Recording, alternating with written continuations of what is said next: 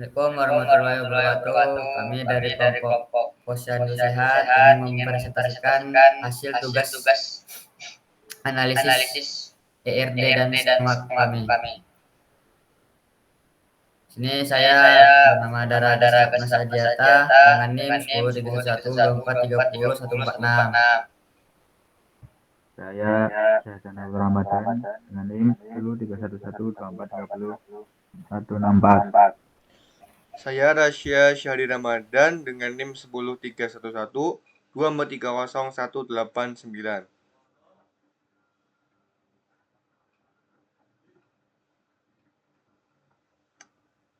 Langsung saja ke poin A, yaitu deskripsi topik. Untuk meningkatkan kesejahteraan ibu, bayi, dan balita, pemerintah negeri Konoha mengembangkan sebuah sistem informasi yang dirancang khusus untuk mencatat dan memonitor kegiatan posyandu di setiap wilayah. Sistem ini bertujuan untuk memantau pelaksanaan program pemberian vaksin, layanan keluarga berencana atau KB, serta memastikan kecukupan gizi bagi bayi dan balita yang berusia 0 sampai 5 tahun. Lalu selanjutnya poin ke B, aturan bisnis. Yang pertama, sistem informasi akan menyimpan seluruh data posyandu yang ada di seluruh pelosok negeri Konoha. Data posyandu meliputi nama posyandu, kelompok, dan warna posyandu. Contohnya, kelompok pertama berwarna merah, kelompok media berwarna kuning, dan seterusnya. Daftar kegiatan-kegiatan apa saja yang dilakukan posyandu serta lokasi posyandu berada. Lalu untuk nomor 2, setiap posyandu wajib memiliki kader yang akan menjadi pelaksana seluruh kegiatan posyandu. Sistem ini juga mencatat data seluruh kader yang ada di suatu posyandu. Data kader meliputi nomor identitas, nama, jenis, kelamin, tanggal lahir, alamat, nomor telepon, jabatan, tanggal masuk atau terdaftar menjadi kader, dan status saat ini aktif atau tidak aktif. Lalu untuk nomor 3, setiap kader wajib mendata informasi kartu keluarga yang ada dalam cakupan wilayah posyandu tersebut. Objek atau sasaran kegiatan posyandu meliputi ibu hamil, ibu dari orang tua bayi atau balita, dan keduanya.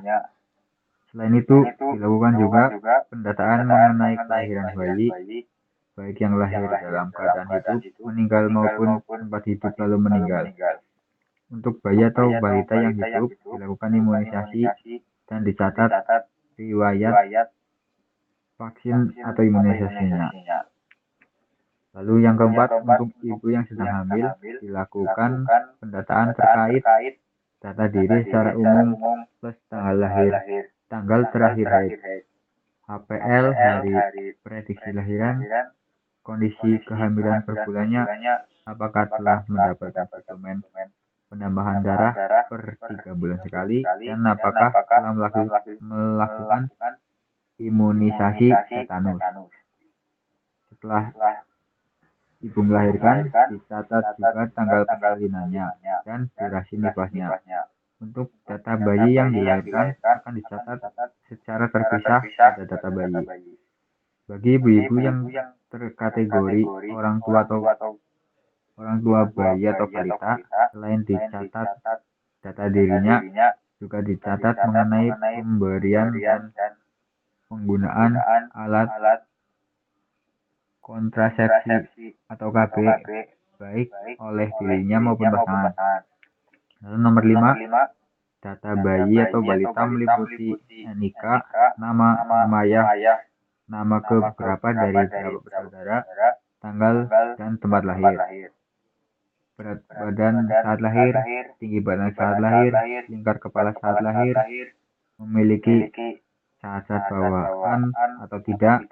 Jika ya, dituliskan data kecacatannya, lalu lahir normal atau besar, lalu persalinan dibantu oleh siapa, bidan, dokter atau paraji, lalu usia kehamilan ibu, berapa saat bayi atau balita tersebut dilahirkan, dan yang terakhir kondisinya hidup atau mati.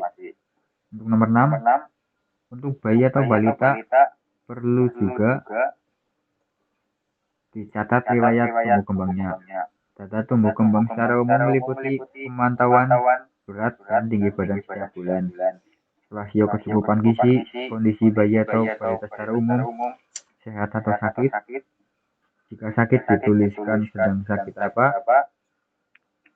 Selain itu, didata juga apakah bayi atau balita tersebut memiliki penyimpangan atau keterlambatan pertumbuhan, merangkak, jalan, bicara, daya gerak, daya lihat, dan lain-lain, serta penyimpangan dari sisi emosional, autism, hyperaktif, dan lain-lain.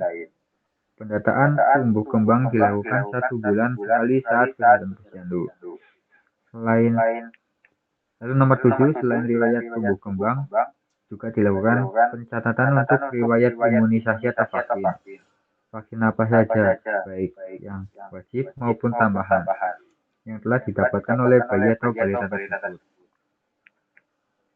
Serta dicatat juga tanggal pemberian vaksin dan apakah terjadi KIPI, kejadian ikutan pasca imunisasi. Jika ya, apa bentuknya? Lalu nomor 8, setiap posyandu juga memiliki data daftar jenis vaksin. Data vaksin memiliki kode dan nama vaksin, klasifikasi vaksin, wajib atau tambahan, waktu-waktu yang disarankan untuk diberikan vaksin berdasarkan jenis tertentu, serta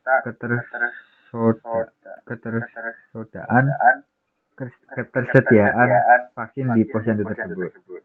Baik, untuk poin C, dilanjutkan oleh teman saya. Baik, terima kasih atas kesempatannya. Kemudian poin C, identifikasi awal entitas, atribut, dan juga relasi. Entitas dan atributnya antara lain ada pertama posyandu dengan atribut, kode posyandu, nama posyandu, lokasi, dan warna kelompok. Kemudian kader, ada ID kader, nama, jenis kelamin, nomor HP, dan status apakah aktif dan tidak atau tidak aktif. Kemudian yang ketiga ada ibu dengan atribut ID ibu, nama, umur, kemudian ada HPL atau hari perkiraan lahir, riwayat persalinan, dan alamat.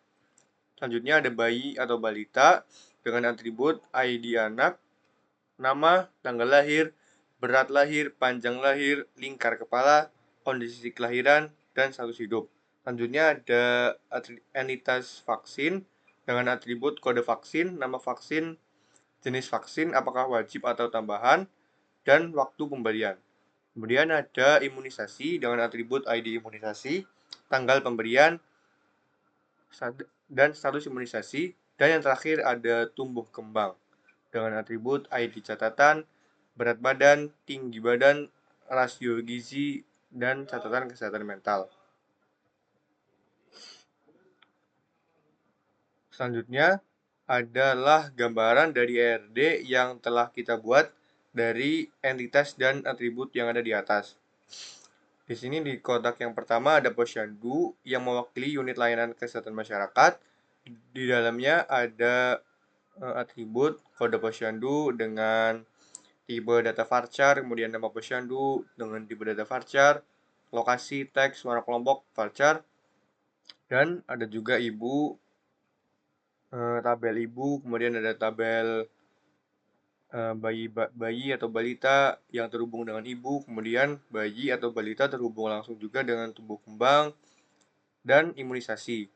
Kemudian imunisasi terhubung dengan vaksin. Dan di posyandu pertama tadi ada keterhubungan juga dengan kader.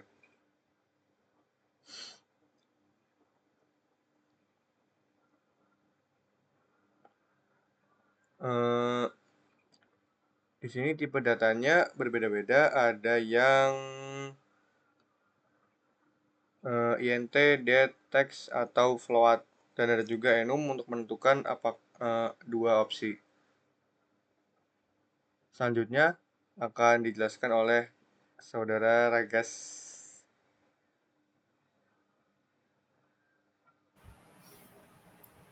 Nah, selanjutnya langkah dalam proses ERD menjadi skema relasi.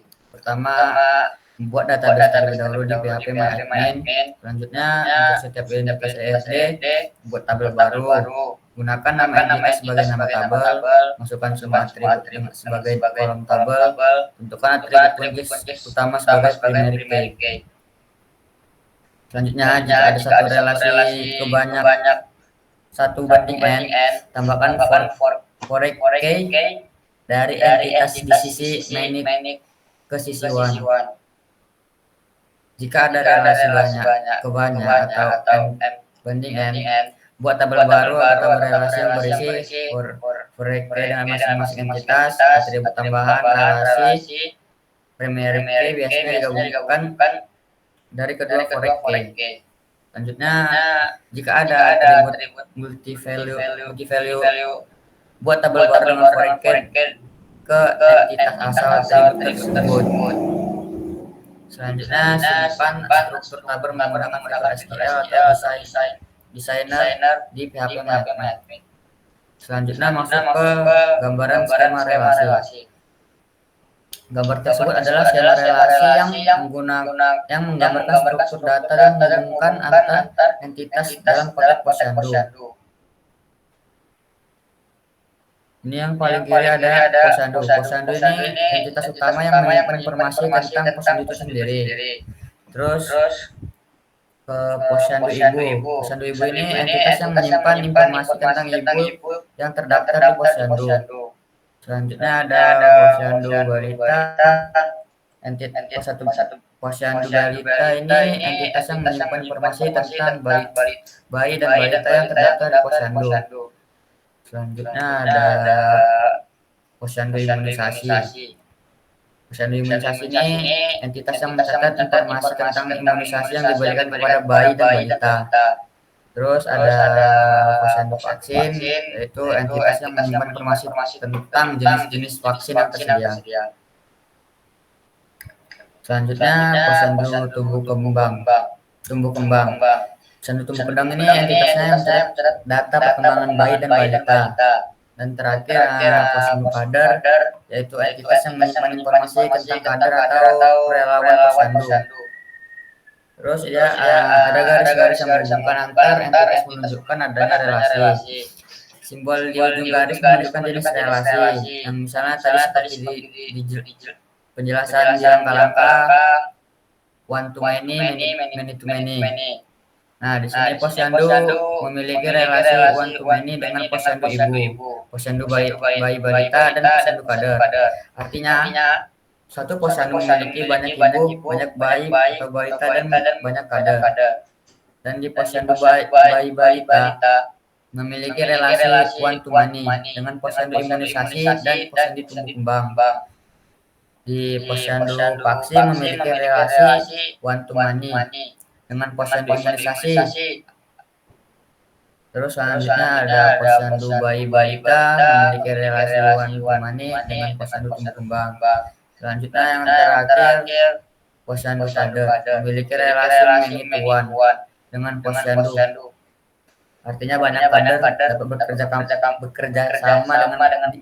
bekerja sama di satu Posyandu.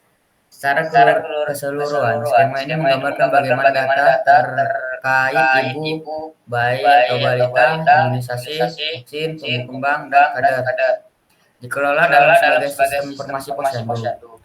Ini adalah dasar untuk membangun database yang terstruktur dan memungkinkan pengelolaan data yang efisien.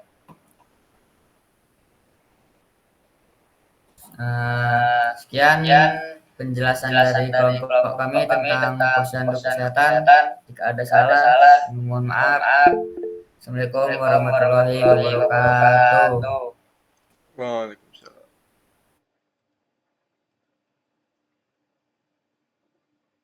Udah.